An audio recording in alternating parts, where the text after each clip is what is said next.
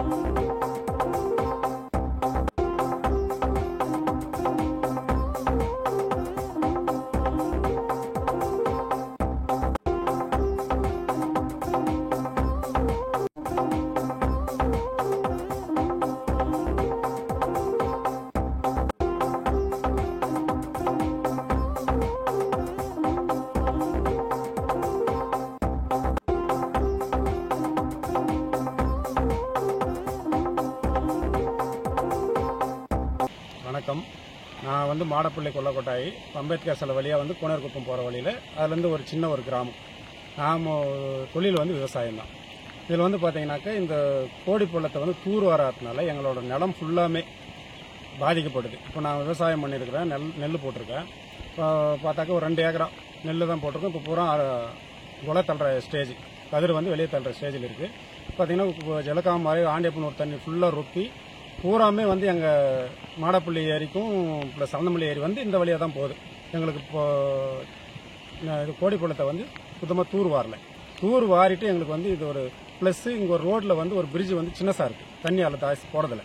அது வந்து பெருசாக பண்ணணும், பெருசு பண்ணி கண்ணுங்களை பெருசு பண்ணி தூர் வாரி நல்லா இருக்கிற பழைய கோடி பள்ளம் எவ்வளோ இருந்துச்சோ அந்த அகலத்தை க்ளீன் பண்ணி விட்டோம்னா எங்களுக்கு வந்து இந்த வாழ்வாதாரம் இந்த விவசாயத்தினால பிழைக்கிறது இது வந்து இதை வந்து கொஞ்சம் எங்களுக்கு வந்து இதாகும். எப்படின்னாக்க எங்களுக்கு வாழ்வு கொடுக்குறது நெல் விவசாயம் தான்.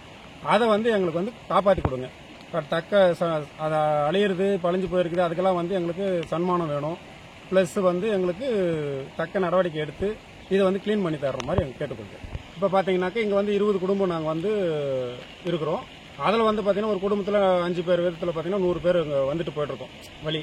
இப்போ எல்லாருமே விவசாயம் தான். இந்த விவசாயத்தை வந்து காப்பாற்றி கொடுங்க. வெண்ணிலா நைட்டுக்குள்ளே மழை பெஞ்சதுனால கிணறு ரம்பி கோடி பழமெல்லாம் அடிச்சுன்னு போகுது, நிலமெல்லாம் அடிச்சுன்னு போகுது. 5-6 வருஷமாக விவசாயமே செய்யலை. அதுக்கு தூதுவாரி ரெடி பண்ணணும், அரசாங்கத்துக்கு சொல்லிங்க ரெடி பண்ணுங்க. 5-6 வருஷமாக இதை செய்ய முடியாததுனால இதுக்கு முன்னே எல்லாம் தூதுவாரி ரெடியாக இருந்ததுனால அது விவசாயம் செய்ய முடிஞ்சிருது. இப்போ வந்து அதை செய்ய முடியல, தண்ணியெல்லாம் நிலத்துல அடிச்சுன்னு போகுது சார். இதை ரெடி பண்ணி தாங்க. தூதுவாரி ரெடி பண்ண அரசாங்கம் வந்து பார்வையிட்டு இதை சரி செஞ்சு நாங்கள் விவசாயம் பண்ணணும் சார். இதை ரெடி பண்ணுங்க.